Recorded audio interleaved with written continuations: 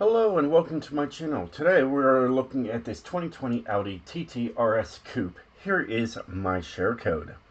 Now that you got the share code, you can pretty much go. But if you want to stay, I'm going to show you guys the build and the tune. So let's get into that. This thing has 1,270 horsepower. It weighs under 3,000 pounds. It's on snow tire compound, all-wheel drive, drift, etc., etc. If you guys would like to know my settings of what I usually run, because I've been asking that recently. Right now I have it on tourist. I have it on easy as possible, right? And then, you know, if you have to do the Forzathon races, of course, you would take it up to, you know, whatever level they're asking you to do. But yeah, this is what I run. Traction control off, stability control off, manual transmission, driving line full. Rewind on is always a plus, especially if you go too fast and go flying off a mountain. Launch control, you definitely went off. Alright, so definitely have that, and you should be good to go. So, yeah. Now that we got that covered, let's get into the build and the tune. So, we got the Racing 3.0 liter. Alright. It's got the stock and drivetrain all-wheel drive. Now, I did mess around with this stuff here. Alright. So I will show you guys everything. I do have just the regular rear wing. Alright, you could have it removed and then, you know, it would go up to an S2 class. You know, you could run this, and that's, I kind of like this better because it's non-adjustable. Alright, here, I think it's just the toe tag that's on the corner there. I think that's all that is. I'm like, what changed? I don't see any changes to the back end whatsoever, except for that little strap. And that little strap, yeah, 9 pounds. 9 pounds savings for that little strap. What? Explain. Anyways, and then this one here, it's just these little things on the front there, you know. You would expect some pins in there, but there isn't. But either way, it would have taken me up to an S2 class, so I had to just leave it stock. Alright, we already know this. We got the snow tire compound. Alright, stock width in the front, stock width in the rear.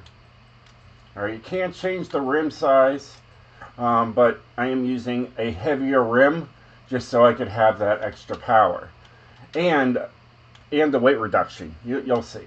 Alright, I did have the track width maxed out in the front and in the rear. Alright, we just got a regular clutch on here. A 10-speed transmission, just so I could have all that power and keep it in an S1 range. Just a stock driveline.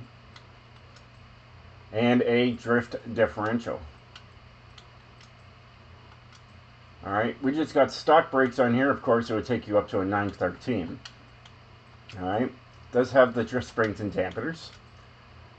No anti-roll bars for the front, but there are anti-roll bars for the rear. That was just to save weight. Alright, no roll cage. And then I was able to have the race weight reduction by taking all the other parts off. Because I didn't want to lose 317 pounds and then add like the you know, stuff. I'm like, I'm blanking. Yes, the drivetrain, the clutch in this. See, if I had all this on here, then I would take the weight off and, you know, add weight, whatever you want to call it. And it's just, I decided to work around the race weight reduction. All right, just to keep it under, you know, 3,000 pounds. I was like, I know I can work on that and get it, use the race weight reduction, and yeah, go from there. And of course, everything on here is race all the way through, because we know it's got the 1270 horsepower engine. Alright, and it's got that anti-lag. Let's have it a sound. Oh yeah, see?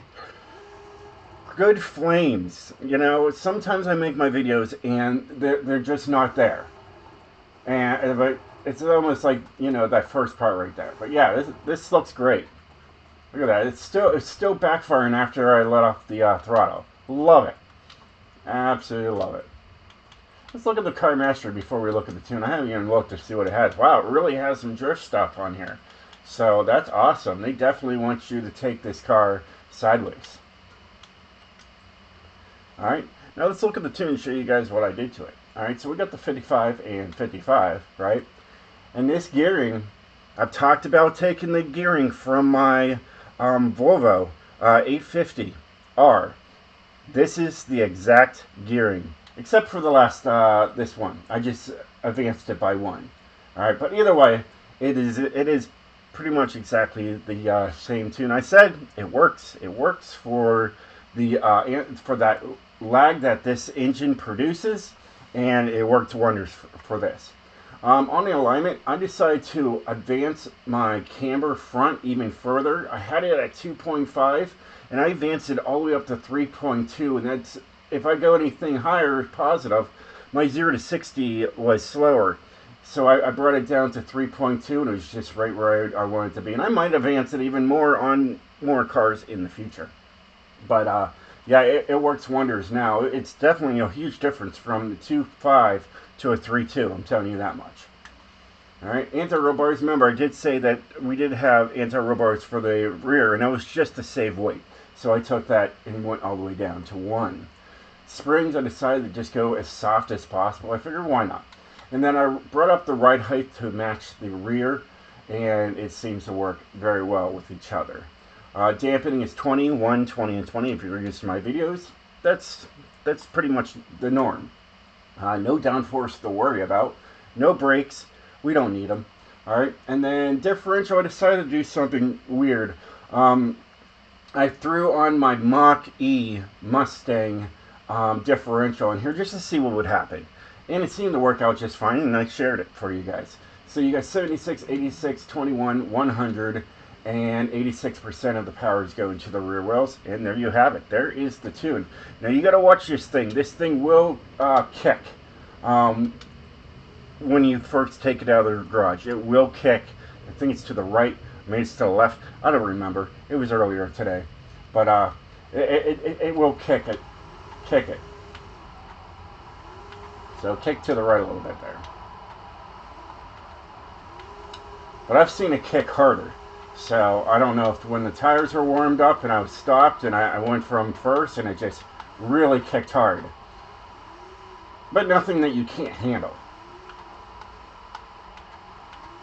But you got, you know, these gears, and I mean, you can just whip through them, and that just means that, you know, you can do short tracks and have no problem getting into the power band that you need to be, depending on what open drift lobby you're in. But yeah, she's a slider though.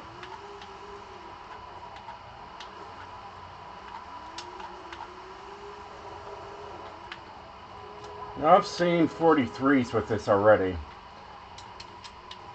but honestly, there we go. Hardly any lag there. Second was just a little sticky, but not too bad. You know, it's a whole lot better than if I didn't have the Volvo tune on there. That's the thing about tunes, you know, you can throw tunes on other cars that you use for other cars. If that makes sense. But there's 10th gear right there. You know, it all works out. You're going about 155 miles per hour going sideways. I think that's pretty good. You know. And just take right off. See, there's that little kickback I was talking to you about. Alright? It just instantly wanted to kick the back end out. So, you just gotta watch it. You'll be alright. That's what just makes the car fun. And it's probably that differential, that 21-100, that I actually use for my rear-wheel drive cars. Probably why it really kicks out. That's the only explanation I have. Alright, so second gear right there, not too bad. It actually does spool up pretty quickly and keeps you going. Some of my cars, though, it'll be sitting there for at 50 horsepower, just slowly accelerating. But yeah, that second gear is actually, I think, 50% better than my tunes in the past, dealing with the lag that this engine produces. So I see it as a huge improvement, and I think you guys are going to really enjoy it. And yeah, and enjoy that 9 pound difference toe strap in the back. All right, it makes the huge difference. That little cloth, you know, dangling thing saves 9 pounds. I don't get it. I don't get it at all. You know, you think you'd see a whole different backdrop, like, you know, a diffuser, different exhaust, bumper, something. And somehow that little strap saves you 9 pounds. It just blows me away. Either way. Well, hey guys. I hope you enjoyed this video. If you did, definitely hit that like button. I'm going to take it outside, take it to where I take my photos at, and then call it a day. Until then, stay sideways, my friends.